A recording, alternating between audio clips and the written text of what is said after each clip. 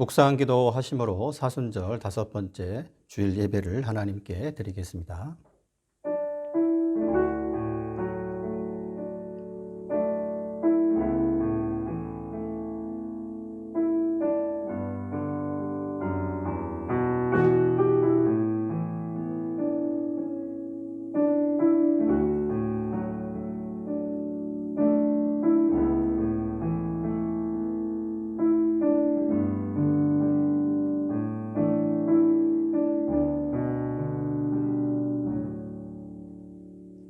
하나님 감사합니다. 오늘도 우리를 예배의 자리로 불러주신 것 감사합니다.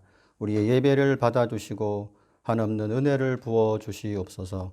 예수님의 이름으로 기도합니다. 아멘. 찬송가 29장 하시겠습니다.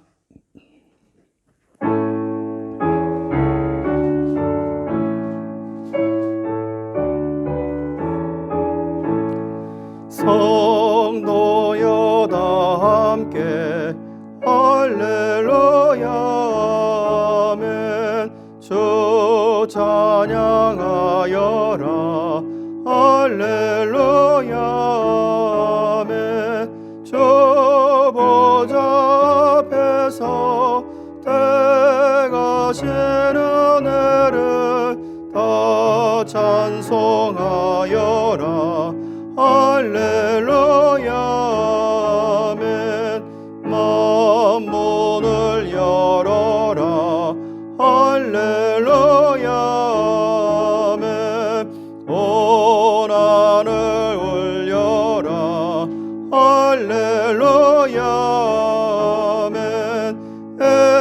인도자 되시며 친구가 되신 주 그 사랑 끝없다 할렐루야 아멘. 주 찬양하여라 할렐루야 아멘. 찬양은 끝없다 할렐루야 아멘. 거룩한 집에서 좋은 종기리며 늘 찬송 부르자 할렐루야 아멘. 이 시간 다 함께 우리가 하나님 앞에 회개하는 시간을 갖도록 하겠습니다.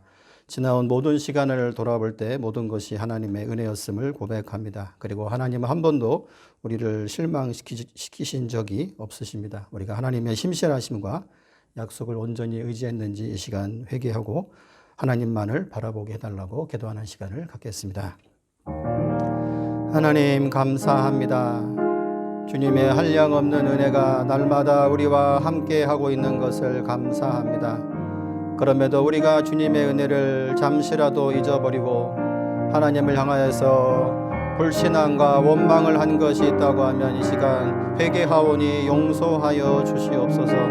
우리의 생각과 말과 행동 속에 있는 나쁜 죄악들을 주여 깨끗하게 소멸시켜 주시고 사탄의 공격을 우리가 능히 이길 수 있도록 주께서 허락해 주셔서 늘 변함없으시고 신실하시고 우리에게 사랑을 베푸시는 그 하나님을 온전히 바라볼 수 있도록 주께서 역사하여 주시옵소서.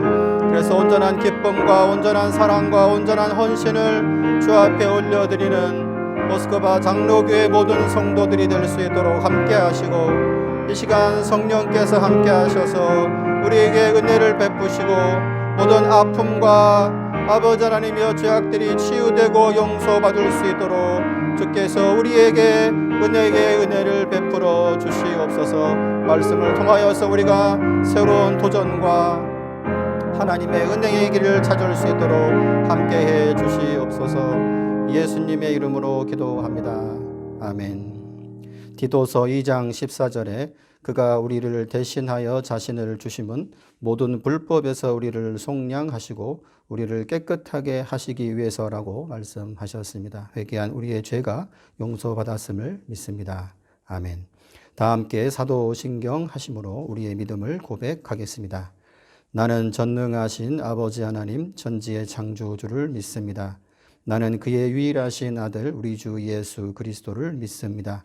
그는 성령으로 잉태되어 동정녀 마리아에게서 나시고 본디오 빌라도에게 고난을 받아 십자가에 못 박혀 죽으시고 장사된 지 사흘 만에 죽은 자 가운데서 다시 살아나셨으며 하늘에 오르시어 전능하신 아버지 하나님 우편에 앉아 계시다가 거기로부터 살아있는 자와 죽은 자를 심판하러 오십니다. 나는 성령을 믿으며 거룩한 공교회와 성도의 교제와 죄를 용서받는 것과 몸의 부활과 영생을 믿습니다. 아멘. 이기영 집사님 기도하시겠습니다.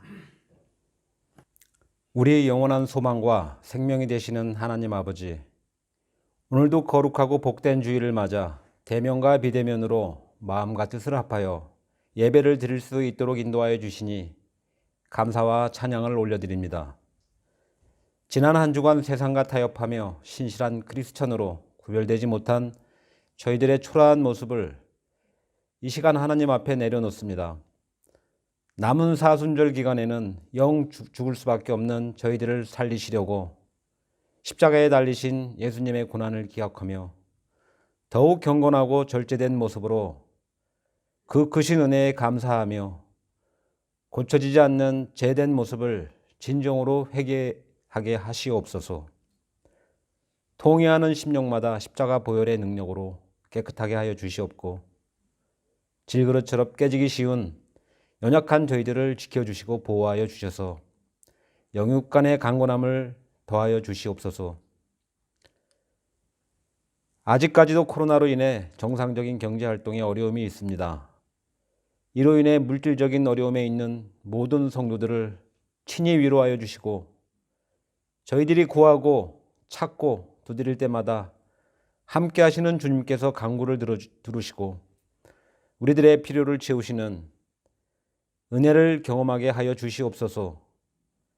그리하여 저희들이 걱정이나 불안에서 벗어나 오직 주님만을 바라보면서 믿음이 흔들리지 않게 하여 주시옵소서.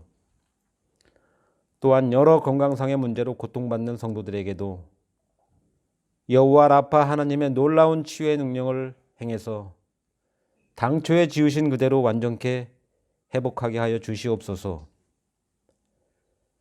우리 교회가 지원하는 러시아 교회와 오늘도 힘든 가운데 이영만리에서 선교의 사명을 감당하시는 모든 선교사님들 위해 어떤 어려움과 방해물에 굴하지 않고 변질되지 않는 믿음으로 일상의 기쁨이 넘치게 하시옵고 사역의 열매가 있게 하여 주시옵소서. 또한 선교에 어려움이 없도록 후원하는 도움의 손길들이 늘어나 모든 필요한 곳에서 선교의 지경을 넓혀갈 수 있도록 하여 주시옵소서. 이 시간 하나님의 말씀을 대언하여 선포하시는 담임 목사님과 동역하시는 교육 목사님과 함께 하심으로 성령 충만, 은혜 충만하게 하여 주셔서 말씀을 들은 저희들이 삶이 주님을 기쁘시게 하는 찬양과 기도가 되게 하여 주시옵시고 예배를 위해 돕는 여러 손길들이 있사오니 그들의 노고와 헌신을 기억해 주시고 축복하여 주시옵소서. 예배의 순서마다 주님 홀로 영광받아 주시기를 간절히 원하오며 거룩하신 예수님 이름으로 기도드립니다. 아멘.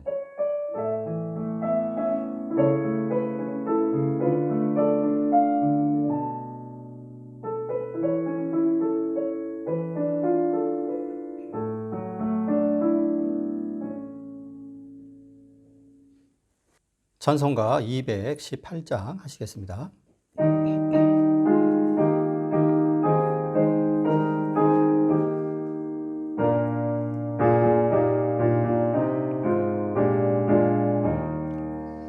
내 마음과 정성을 다하여서 주 너의 하나님을 사랑하라. 내 몸을 아끼고 사랑하듯 형제와 이웃을 사랑하라. 주께서 우리에게 명하시니 그 명령 따라서 살아가리. 널 미워 해치는 원수라도 언제나 너 그렇게 사랑하라. 널 핍박하는 자 위에서도 신실한 마음으로 복을 빌라. 주께서 우리에게 명하시니 그 명령 따라서 살아가리. 나 항상 주님을 멀리하고 형제를 사랑하지 못하였다. 이러한 죄인을 사랑하사 주께서 몸버려 죽으셨다. 속죄의 큰 사랑 받으니 내 생명 다 바쳐 충성하리.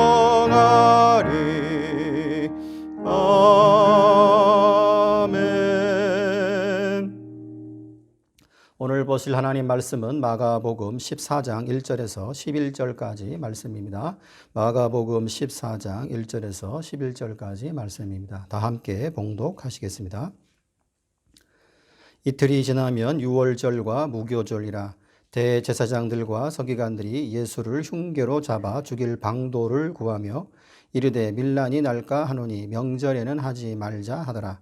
예수께서 베다니 나병 환자 시몬의 집에서 식사하실 때에 한 여자가 매우 값진 향유 곧 순전한 나드 한 옥합을 가지고 와서 그 옥합을 깨뜨려 예수의 머리에 부으니 어떤 사람이 화를 내어 서로 말하되 어찌하여 이 향유를 허비하는가. 이 향유를 300데나리온 이상에 팔아 가난한 자들에게 줄 수 있었겠도다 하며 그 여자를 책망하는지라. 예수께서 이르시되 가만두라. 너희가 어찌하여 그를 괴롭게 하느냐. 그가 내게 좋은 일을 하였느니라. 가난한 자들은 항상 너희와 함께 있으니 아무 때라도 원하는 대로 도울 수 있거니와 나는 너희와 항상 함께 있지 아니하리라. 그는 힘을 다하여 내 몸에 향유를 부어 내 장례를 미리 준비하였느니라. 내가 진실로 너희에게 이르노니 온 천하에 어디서든지 복음이 전파되는 곳에는 이 여자가 행한 일도 말하여 그를 기억하리라 하시니라. 12 중에 하나인 가롯 유다가 예수를 넘겨주려고 대제사장들에게 가매 그들이 듣고 기뻐하여 돈을 주기로 약속하니 유다가 예수를 어떻게 넘겨줄까 하고 그 기회를 찾더라. 아멘.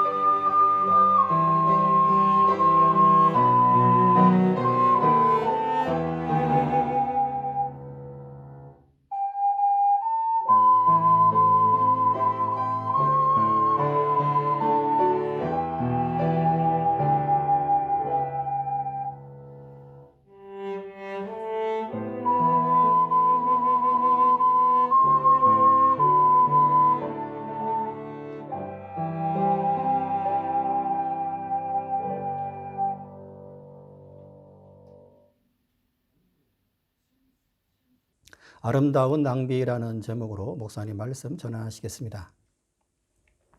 사순절을 보내면서 우리는 요즘 마가복음 말씀을 통해서 예수님의 마지막 십자가를 향해 걸어가시는 예수님의 발자취를 통해서 말씀의 교훈을 우리가 받고 있습니다. 여러분들, 우리가 마가복음을 이렇게 살펴보면서 눈여겨보아야 할 것은 마가복음이 쓰여진 문장 구조의 문제입니다. 성경을 해석하는 자들은 마가복음의 문장의 구조를 마치 샌드위치와 같다, 이런 표현을 쓰고 있습니다. 샌드위치를 우리가 다들 먹어보아서 알겠습니다만은, 샌드위치는 두 개의 빵 사이에 여러 가지 재료, 채소나 고기를 넣어서 이렇게 만듭니다. 그러니까 우리가 방금 읽은 이 말씀, 이것이 바로 샌드위치 구조라고 그렇게 합니다. 두 개의 빵 중에 위의 빵은 14장 1절과 2절의 빵 같고, 그리고 아래의 빵은 10절과 11절의 말씀이라는 것입니다. 그리고 가운데 나오는 그 이야기가 바로 채소와 고기와 같은 그런 구조로 오늘 우리가 읽은 말씀이 기록이 되어져 있습니다. 이런 형태의 이 샌드위치 구조가 마가복음을 우리가 자세히 이렇게 눈여겨 살펴보면은 상당히 많이 나오고 있는 것을 우리가 볼 수가 있습니다.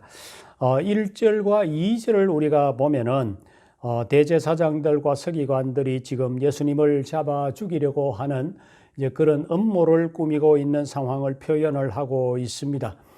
그런데 지금은 명절이니까 사람들이 많이 예루살렘에 모여온 상황이니 혹시 밀란이 날 수도 있으니까 그때는 우리가 피해서 이 예수를 잡아서 없애자 하는 이런 음모를 지금 꾸미고 있는 상황을 그리고 있습니다.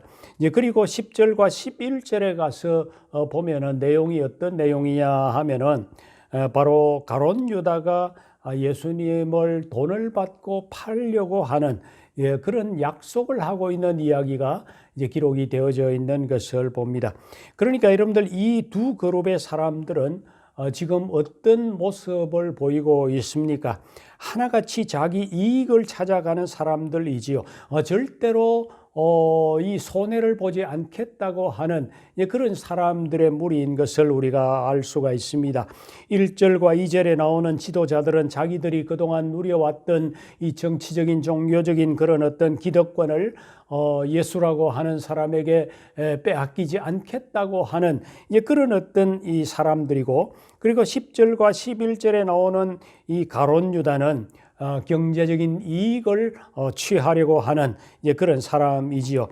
이들은 하나같이 세상을 살아가면서 예수님 때문에 손해를 보는 일은 내가 하지 않겠다고 하는 그런 어떤 자세로 살아가고 있는 사람들이라고 볼 수가 있습니다. 이러한 관점에서 오늘 우리가 읽은 말씀을 읽으면은 이 가운데 나오는 이 향유를 부은 여인의 행동은 이 앞뒤에 나오는 사람들과는 전혀 다르게 철저하게 이 손해보는 것도 믿음 안에서 감수하겠다고 하는 그런 어떤 자세로 그들이 살아가고 있는 사람이라는 것을 보이고 있습니다. 그러니까 이 사건을 통해서 예수님이 우리에게 교훈하려고 하시는 것은 우리가 예수를 믿는다는 것, 진정 하나님의 자녀가 되어서 구원의 자리에 이르게 된다고 하는 것은 자기 이익만 챙기려고 하는 그런 어떤 모습이 아니라, 때로는 정신적인 물질적인 그런 손해를 보면서라도 기꺼이 믿음의 자리로 나아가는, 이것이 진정한 믿음의 길이라고 하는 것을 우리들에게 말씀하고 있는 것으로 볼 수 있습니다. 오늘 말씀에 보면은 어디에서 이 사건이 일어났는지를 먼저 언급을 하고 있습니다. 어디에서 이 사건이 일어났다고 합니까?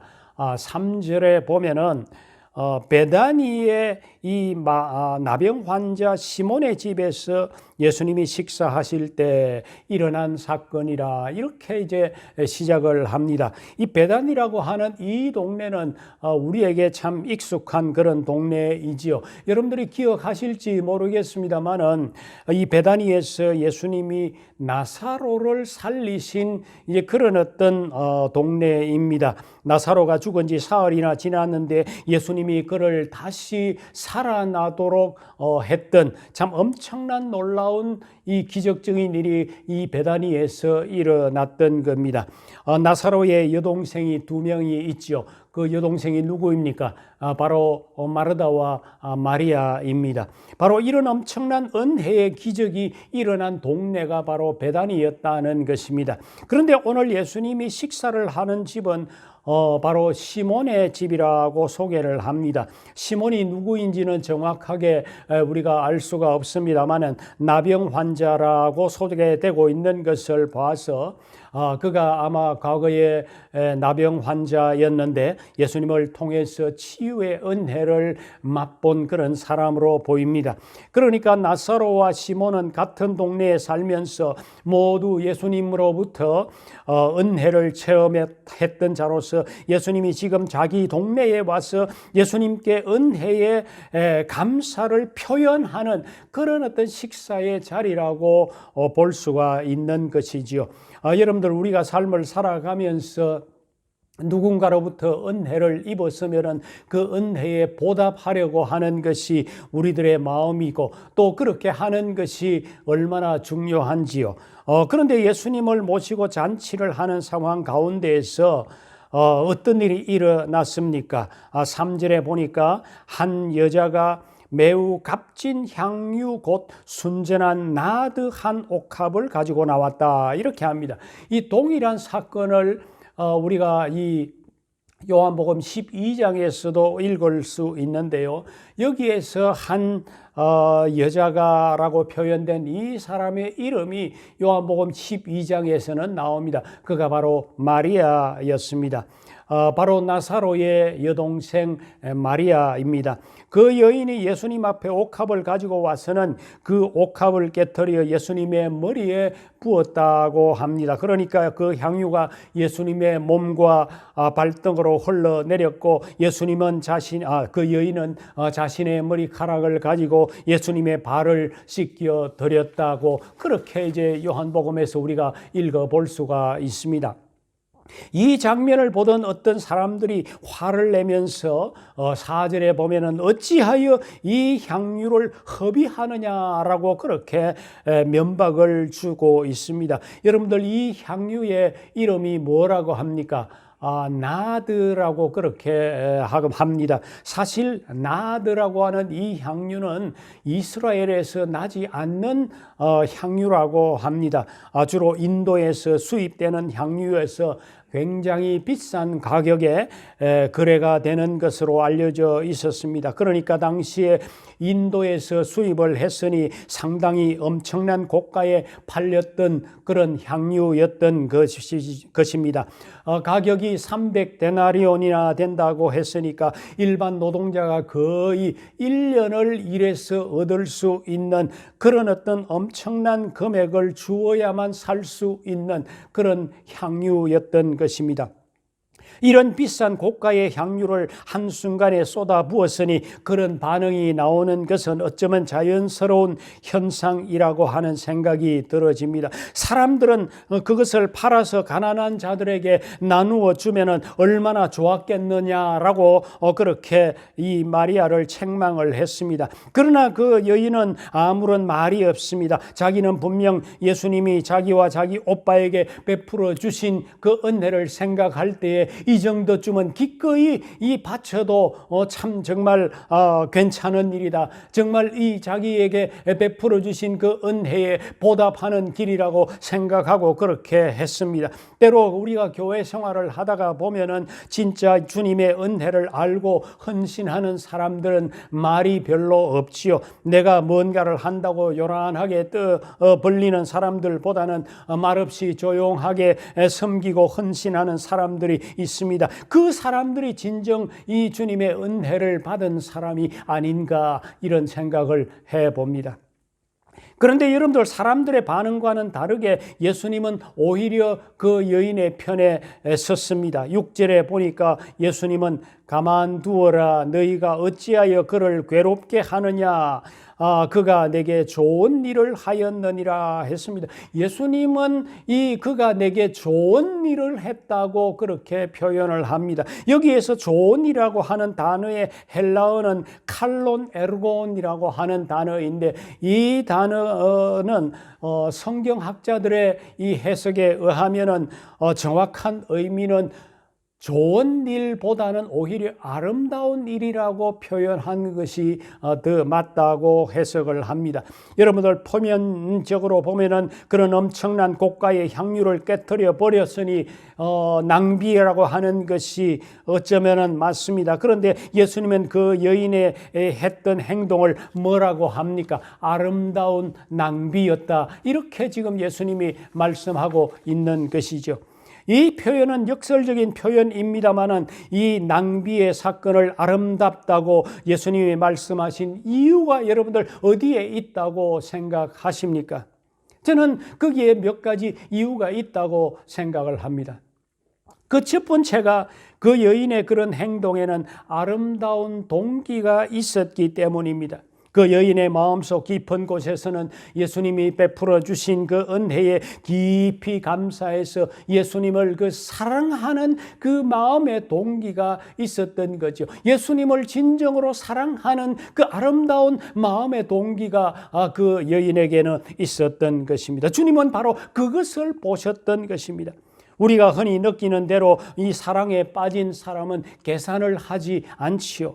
사랑하는 사람과 함께 있는 시간은 아무리 길어도 그 시간이 아깝다고 그렇게 생각하지 않지 않습니까? 늘 부족하고 아쉽다고 생각되는 것이 사랑하는 사람과 함께 있는 그런 시간입니다. 사랑하는 사람을 위해서 소비하는 것을 낭비로 생각하는 사람은 별로 없지 않습니까? 이 사건을 가장 신랄하게 비판했던 사람이 누구냐? 바로 요한복음 12장에서 가서 보면은 가롯 유다라고 그렇게 하고 있습니다. 겉으로는 팔아서 가난한 자들을 구제하는 것이 너무도 합리적이고 상식적인 것처럼 그렇게 강조를 하는데 그 실상은 그렇지 않다고 하는 것입니다. 요한복음 12장에 가서 보면은 그는 도둑이라 이렇게 합니다. 그 향유를 팔아서 예수님과 제자들이 함께 이 공유하면서 사용하는 돈깨에 넣어 놓으면은 그 속에서 일부를 빼내어 가는 도둑이라고 합니다. 말은 그럴듯하게 하면서 그 속마음에는 가난한 사람에게 대한 배려보다는 자기 주머니 채우기를 먼저 생각한다는 거죠. 말과 그 마음에 있는 이 속 그 마음이 다르다고 하는 겁니다. 때로 여러분들 교회 생활을 하다가 보면 열심히 섬기고 헌신하는 사람들을 향해서 은근히 비판적인 그런 시각으로 바라보는 또 그리고 그렇게 표현하는 사람들이 때로 있는 것을 봅니다. 왜 그렇게 한다고 생각을 합니까? 자기는 헌신하고 싶지 않고 자기 것 드리고 싶지 않은데 옆에 사람이 자꾸 그렇게 하니까 그런 분위기가 만들어지는 것이 싫은 거죠. 사람들이 그렇게 헌신하는 사람에게 시선이 쏠리는 것이 싫다는 거죠. 여러분들 고린도전서 14장 3장에서 뭐라고 합니까? 내가 천사의 말을 할지라도 사랑이 없으면 아무것도 아니라고 하고 있지 않습니까?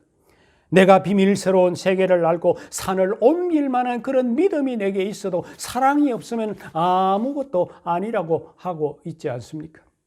심지어는 순교하는 자리에 나를 던진다고 해도 그것이 사랑의 마음이 아니라면 아무 의미가 없는 것이라고 그렇게 지금 고린도전서 13장에서 얘기하고 있습니다. 여러분들 우리는 주님이 이 가장 귀하게 평가하는 마음은 바로 사랑하는 마음이라고 하는 것입니다. 우리가 무슨 일을 하든 사랑하는 마음으로 그 일을 하느냐 하지 않느냐 이것이 대단히 중요한 것입니다. 그 여인의 낭비와 같은 그 행동에 주님이 그렇게 칭찬하신 이유가 바로 그 여인의 행동 속에는 바로 사랑의 마음이 있기 때문입니다. 그러므로 여러분들, 우리가 교회에서나 가정에서나 무슨 일을 하든 이 사랑하는 마음으로 하는 것 얼마나 중요한지 모릅니다. 여러분들이 섬기든지 무엇을 하든지 사랑하는 마음으로 그렇게 할 수 있게 되기를 바랍니다. 두 번째, 예수님이 이 낭비의 사건을 그렇게 아름답게 말씀하신 이유가 무엇일까요? 저는 그 여인이 최고의 귀혜를 분별하는 그런 지혜를 가졌기 때문이라고 생각을 합니다. 마리아는 주변에서 지금 돌아가고 있는 상황을 볼 때에 예수님에게 사랑을 표현할 수 있는 길은 지금이 마지막일 수도 있다, 그런 생각을 하고 있었던 것이 분명합니다. 주변에 이제 대제사장들과 서기관들이 끊임없이 예수님을 올무에 빠뜨려서 죽이려고 하는 그런 음모가 벌어지고 있는 것을 보면서 눈치를 채고 있었던 거죠. 또 예수님의 말씀을 가만히 주의 있게 들어보아도 지금 예루살렘으로 올라가는 것은 십자가에 못 박혀서 죽을 것이라고 하는 말씀을 하시는 것을 들었을 때 이제 마지막일 수도 있다고 하는 생각을 그가 했을 것입니다. 예수님도 그 사실을 공개했지요. 8절에서 보면은 그는 힘을 다하여 내 몸에 향유를 부어 내 장례를 미리 준비하였느니라. 예수님도 지금이 마지막 내 장례를 준비하는 그런, 내가 지금 예루살렘으로 가면은 내가 십자가에 달려 죽을 것인데 그 죽음에 대한 장례를 지금 준비하고 있다고 하는 것을 공개하고 있습니다. 그러니까 그 여인은 예수님의 마지막 죽으심을 생각하고 그 귀한 향유를 지금 부어드리고 있는 것이 분명합니다. 여러분들, 그 여인이 그 사실을 어떻게 알았을까요? 그 여인이 요한복음 12장에서는 마리아라고 했죠. 여러분들, 성경에서 보면은 이 마리아라고 하는 여인에 대해서 여러 가지로 표현을 하는 그런 어떤 구절들을 우리가 읽어볼 수 있습니다. 그 가운데서 가장 이 마리아에 대한 이미지가 어떤 것이 남아 있습니까? 바로 예수님의 무릎 앞에 앉아서 늘 말씀에 귀를 기울이는 그런 모습을 그리고 있습니다. 바로 마리아가 늘 말씀을 집중해서 듣고 묵상을 하니까 다른 사람들이 느끼지 못하는 것을 분명히 느끼고 있었던 것입니다. 그러니까 여러분들, 우리가 평소에 늘 말씀을 집중해서 듣고 그 말씀을 깊이 묵상하게 되어지면 삶의 지혜와 통찰력을 얻게 된다고 하는 것을 분명히 기억할 수 있게 되기를 바랍니다. 어떤 한 성도님이 반신불수가 되어져서 자리에 누워 꼼짝을 하지 못하게 되었다고 합니다. 그래서 그분이 다니던 이 교회의 목사님이 그 가정에 신방을 갔습니다. 그때 그 자리에 누워 있던 그 성도님이 목사님의 손을 붙들고 눈물을 흘리면서 이렇게 얘기를 했다고 합니다. 목사님, 제게 두 가지의 소원이 있습니다. 한 가지는 내가 내 발로 걸어서 교회에 가서 예배를 드리는 것이고, 그리고 두 번째는 마음껏 헌신하고 봉사하는 것입니다. 이제는 헌신하고 봉사하다가 이제는 죽어도 이한이 없겠습니다. 그렇게 하더랍니다. 하지만 여러분들, 그분은 건강할 때에 교회에 와서 수없이 많은 말씀을 들었죠. 섬기십시오, 봉사하십시오, 이런 얘기를 수없이 들었지만 그때마다 어떻게 했을까요? 차차 하지요. 나중에 좀 있다가 하지요. 그런 반응이었습니다. 어떤 부흥의 강사가 이런 얘기를 했습니다. 여러분들, 지옥이 어떤 곳인지를 아십니까? 차차 믿지요. 좀 있다가 믿지요. 차차 헌신하지요. 좀 있다가 섬기지요. 바로 이런 사람이 지옥 가서 아차, 늦었구나, 이렇게 하는 것이 지옥이라, 그런 얘기를 어떤 부흥사가 농담 삼아 했던 적이 있습니다. 여러분들, 기회라고 하는 것은 언제나 있는 것이 아닙니다. 기회는 바로 오늘이라고 하는 것입니다. 오늘이 바로 믿을 기회이고, 오늘이 바로 우리가 섬기고 헌신해야 될 때라고 하는 것입니다. 마리아는 바로 이 오늘의 기회를 놓치지 않았습니다. 그래서 예수님은 그 마리아의 행동을 보고 뭐라고 했습니까? 아름다운 일이다, 아름다운 일이라고 칭찬을 했던 것입니다. 여러분들, 우리가 인생을 살아가면서 정말 섬길 기회가 바로 내 인생 가운데 어느 때인가를 우리가 잘 살피는 지혜가 우리 가운데 있게 되었으면 좋겠습니다. 세 번째, 예수님이 그렇게 마리아의 행동을 칭찬했던 이유가 또 하나가 있습니다. 그것은 바로 마리아로서는 할 수 있는 최선의 행동을 했다고 하는 사실입니다. 아마도 마리아는 예수님을 어떻게 기쁘시게 해드릴까? 이제 마지막일 수도 있는데 예수님을 정말 기쁘시게 해드릴 수 있는 길이 무엇일까? 아마 얼마나 고민했겠습니까? 그때 그는 그동안 깊이 감추어 두었던 옥합을 생각을 해 왔을 것입니다. 무엇 때문에 마리아가 그렇게 비싸고 값진 좋은 나드 향유를 준비하고 있었는지는 잘 모르겠습니다. 많은 성경학자들은 아마도 마리아가 결혼 준비로 소중하게 오랫동안 준비했던 것이라고 그렇게 추측을 합니다. 결혼이라고 하는 것은 여자에게 있어서는 일생에 가장 소중하고 아름다운 그런 일이지요. 그 소중한 일을 위해서 그렇게 귀하게 아끼던 향유를 가지고 그 옥합을 깨뜨려 예수님에게 장례를 위해서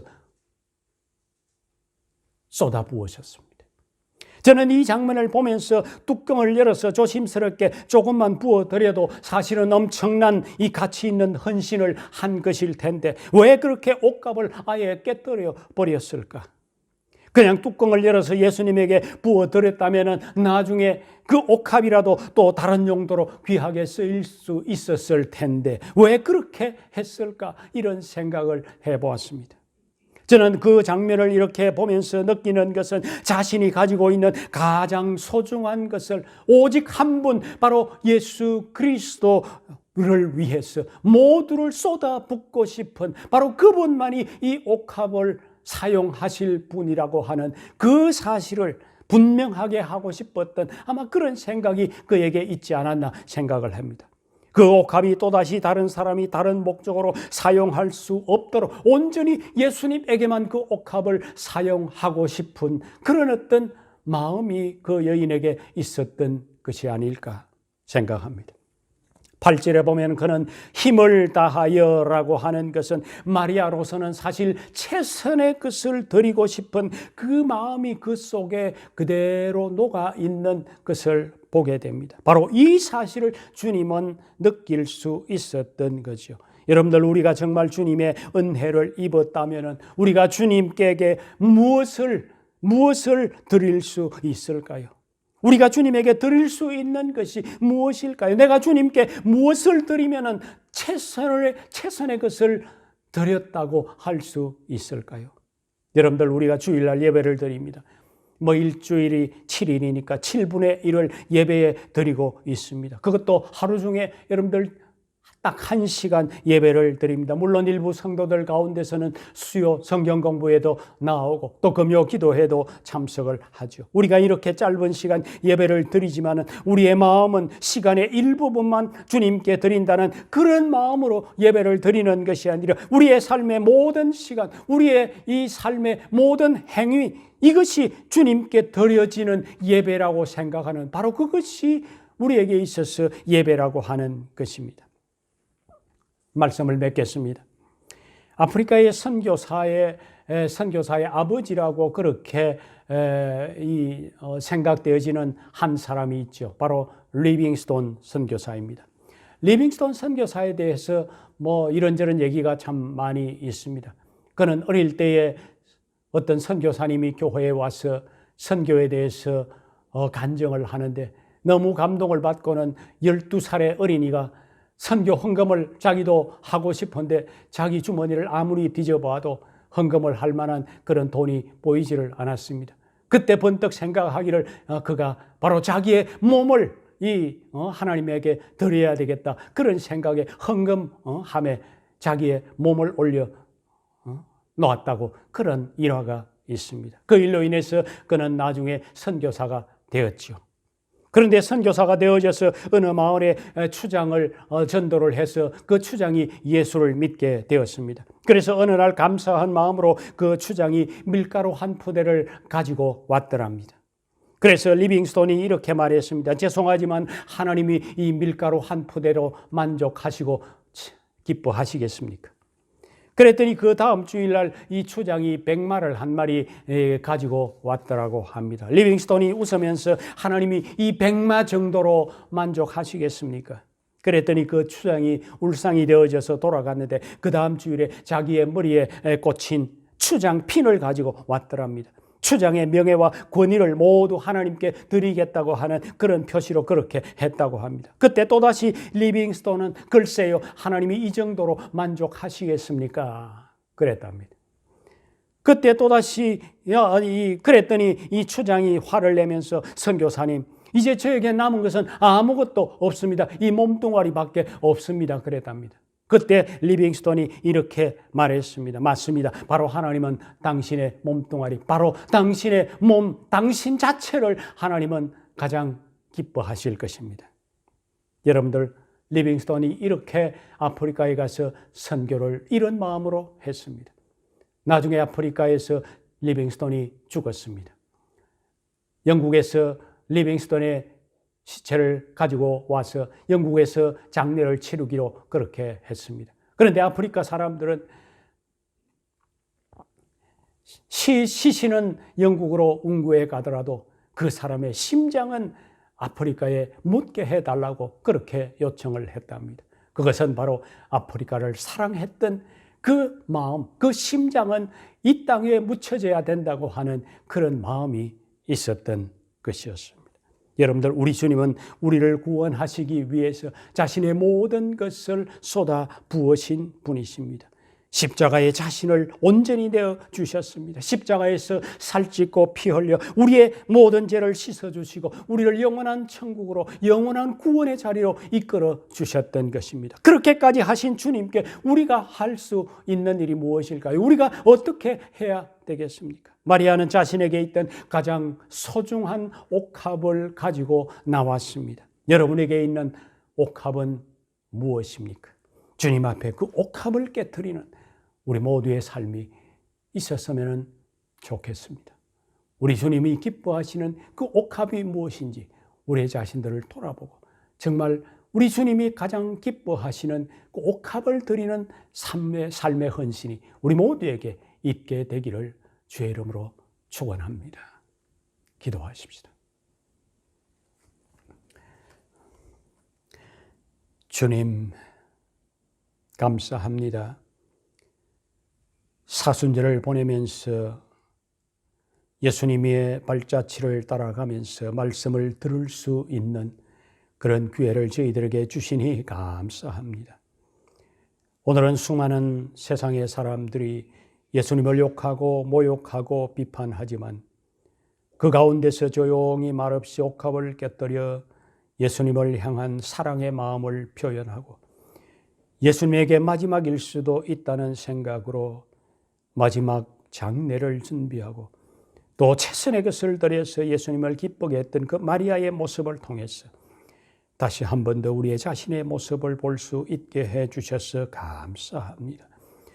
주님, 우리도 나를 구원하기 위해서 자신의 모든 것을 십자가에서 쏟아 주셨던, 그래서 십자가에서 피 흘려 죽으신 예수 그리스도의 그 희생을 우리가 기억하면서 내게 있는 모든 것 주님께 드려도 아깝지 않다는 그런 어떤 마음, 이 마리아와 같은 그런 어떤 마음이 우리 가운데도 있게 해 주시옵소서.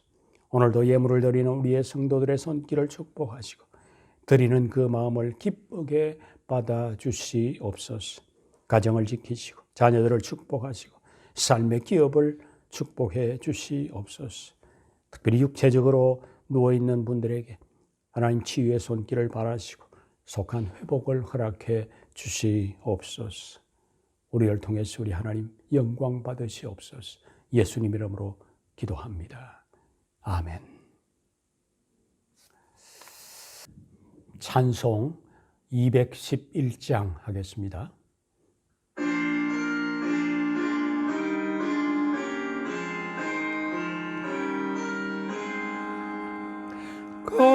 값비싼 향유를 주께 드린 막달라 마리아 본받아서 향기로운 산제물 주님께 바치리. 사랑의 주네 주님께 연약한 자에게 힘을 주고 어두운 세상에 빛을 비춰 성실과 인내로 내 형제 이끌리. 사랑의 주네 주님께 두려운 마음에 소망 주고 슬픔에 쌓인 자 위로하며 길 잃은 자들을 친절히 이끌리. 사랑의 주네 주님께 인생의 황혼이 깃들어서 이 땅의 수고가 끝날 때에 주님을 섬기다 평안히 가리라.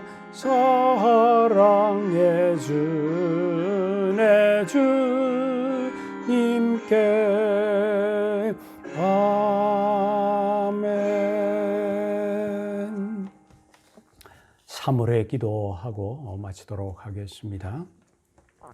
사순절을 통해 느슨했던 신앙의 믿음의 끈을 조이고 말씀과 묵상으로 십자가의 은혜를 다시 회복해서 은혜의 물결이 교회 안에 넘치는 섬김이 있는 축복된 공동체 되게 하소서. 하나님께서 속히 이 땅을 치유하시고 팬데믹의 장애물을 주님의 은혜로 뛰어넘을 수 있도록 믿음을 견고히 다지는 계기가 되게 하소서. 우리는 세상으로부터 부름받은 하나님의 백성이며 또한 세상으로 보냄받은 그리스도의 제자입니다. 보냄받은 소명자로서 맡겨진 임무를 잘 감당하여 하나님을 찬양하는 성령 충만한 예배자가 되게 하소서. 기도하십시다.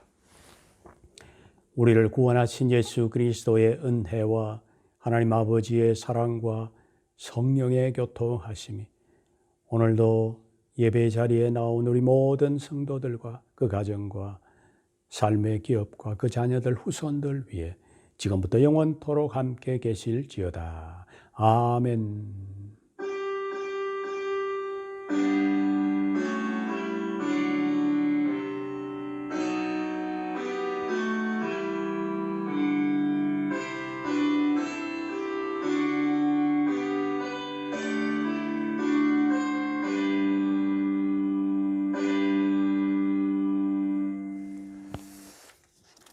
예배를 마쳤습니다. 광고 말씀 드리도록 하겠습니다. 계속해서 광고를 드리고 있습니다만은 지금 우리가 유튜브 예배와 그리고 줌으로 실시간 예배 그리고 대면에서 예배를 드리는 것으로 그렇게 진행하고 있습니다. 줌으로 진행되어지는 실시간 예배가 비교적 잘 진행이 되고 있다고 하는 얘기가 있어져서 아마도 3월 달까지만 유튜브와 줌을 이렇게 가지고 온라인 예배를 진행을 하고 4월부터는 유튜브 예배를 일단 스톱을 하고 줌으로 실시간 예배로 진행하도록 하겠습니다. 여러분들 주변에 있는 분들에게 또 혹시 또 기회가 되면은 착오가 없도록 그렇게 서로 알려주시기를 바랍니다. 수요 성경 공부는 줌으로 실시간으로 진행되고요. 또 금요 기도회는 당분간 유튜브로 이렇게 영상 기도회로 진행을 하도록 그렇게 하겠습니다. 그리고 지난 주 중에 우리 교회가 위치해 있는 유고자파드냐 구청에서 연락이 오기를 지난 구소련 때에 강제 수용소에 감금되었다가 이제 풀려 나온 날짜가 4월 11일이라고 합니다. 유고자파드냐 이 구 내에 이 강제 수용소에 있다가 이렇게 나온 분들이 이렇게 아직 살아계신 분들이 몇 분 있는데 이분들을 좀 위로하는 차원에서 혹시 우리 그 서울문화교육센터에서 이렇게 조금 선물을 조금 줄 수 있을런가 이렇게 연락을 해 왔습니다. 그래서 제가 기도하는 가운데 바로 하나님께서 우리로 하여금 또 이런 것을 섬기라고 하는 그런 사인이구나 하는 생각이 들어져서 여러분들에게 말씀을 드립니다. 혹 이분들에게 또 섬기고 싶은 그런 마음이 있으신 분은 저나 또 우리 기영 목사님을 통해서 알려주시면 좋겠습니다. 많든 적든